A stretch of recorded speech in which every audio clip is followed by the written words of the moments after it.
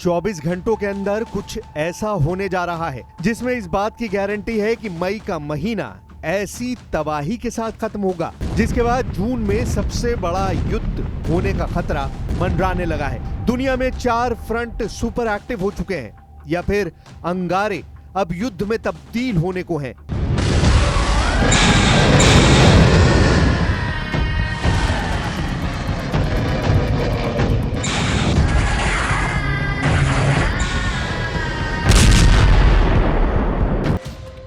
पहला front Putin और Zelensky के बीच यूक्रेन में तेजी से उबल रहा है। ट्रंप भी अब तक सीजफायर में फेल साबित हुए हैं। पुतिन ने हमले तेज कर दिए हैं। दूसरा फ्रंट गजा में इजराइल की बमबारी में सबसे बड़ी तबाही जारी है। इजराइल के टैंक गजा में टहल रहे हैं और अब इजराइल की फौज लगातार नाइट ऑपरेशन कर रही है। तीसरा फ्रंट ईरान और ट्रंप के बीच है। परमाणु मुद्दे पर बातचीत अब या फेल होगी या फिर ईरान जीत जाएगा। जबकि इजराइल की तरफ से हमले का खतरा देखते हुए ईरान में सैकड़ों छात्राएं परमाणु प्लांट के पास पहुंच गई हैं। चौथा फ्रंट यमन भी एक्टिव है। यमन की राजधानी सना में हजारों लोगों ने एक बार फिर इजराइल को ललकारा है। और पांचवा फ्रंट है उत्तर कोरिया, जहां नए नए हथियार लॉन्च कर रहे किम जोंग उन को लगा है बहुत बड़ा झटका।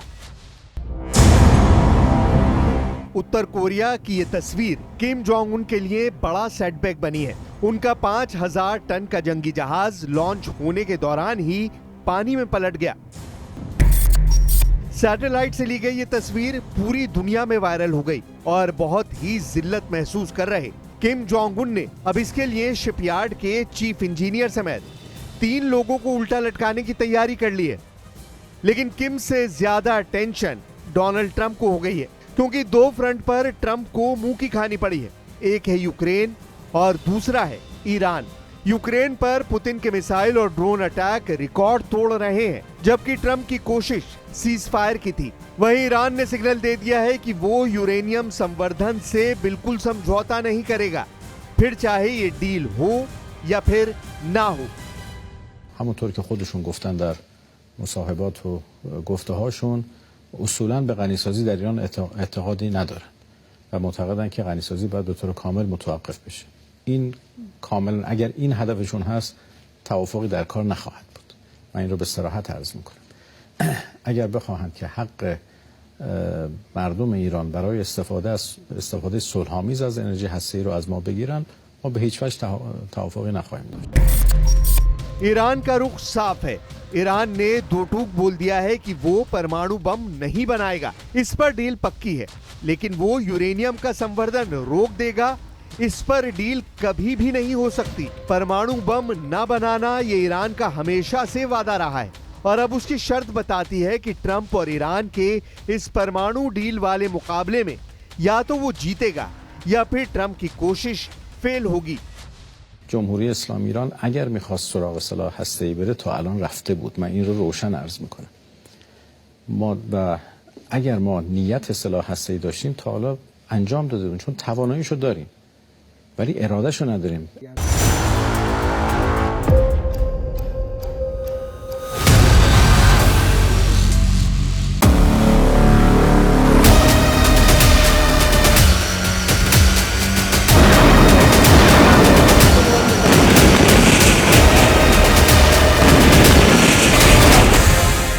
ईरान के कड़े रुख और पुतिन के मिसाइल अटैक के आगे डोनाल्ड ट्रंप लाचार नजर आ रहे हैं। ट्रंप को ईरान और रूस से लगातार ऐसा चैलेंज मिल रहा है जिसका जवाब उनके पास नजर नहीं आ रहा। यही वजह है कि इजराइल अब बहुत बेताब हो गया है, क्योंकि उसे लग रहा है कि जिस तरह ट्रंप यूक्रेन को लेकर पुतिन के सामने कमजोर पड़ रहे हैं, उसी तरह ईरान के आगे भी ट्रंप की बिल्कुल नहीं चल रही, या कहें कि ट्रंप के सामने ईरान ने ऐसी शर्त रख दी है जिसे माना जाए तो इजराइल हार जाएगा, और अगर ट्रंप ने उसे नहीं माना तो वो खुद हार जाएंगे।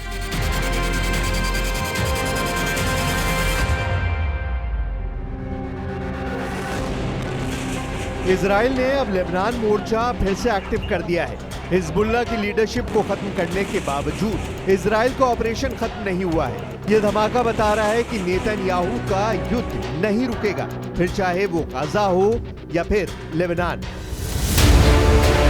गाजा में अब तक करीब 54,000 लोगों की मौत हो चुकी है, जबकि 1,22,000 से ज्यादा लोग घायल हुए हैं। गाजा में लोग भूखे हैं और खाना खत्म हो चुका है। बच्चों की ऐसी कतार अब गाजा के कई इलाकों में देखी जा सकती है। गाजा पूरी तरह बाहर से आने वाली राहत पर निर्भर है। करीब 20 लाख लोगों के सामने भुखमरी के हालात हैं, जबकि युद्ध अब भी जारी है।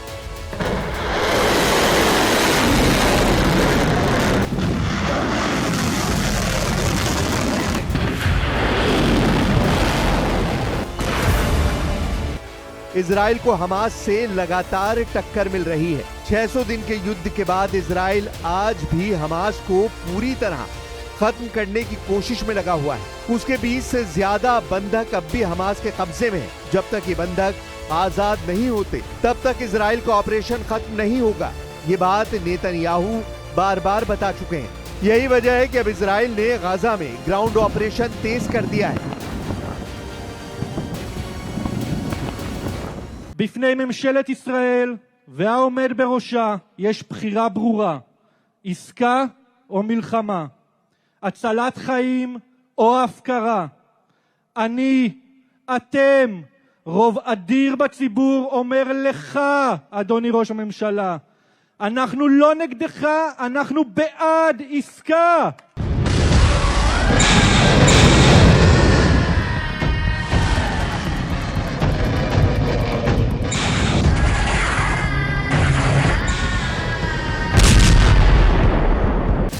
इजराइल के टैंक लगातार गाजा में ऐसे अंडरग्राउंड अड्डों की तलाश में लगे हैं जहां बंधक हो सकते हैं। वहीं इजराइल ने नाइट ऑपरेशन भी तेज कर दिए हैं। हालांकि इजराइल आज भी गाजा को पूरी तरह कंट्रोल नहीं कर पा रहा। इस बीच नेतन्याहू का फोकस ईरान पर है, क्योंकि गाजा से बड़ा वॉर जोन ईरान नजर आने लगा है।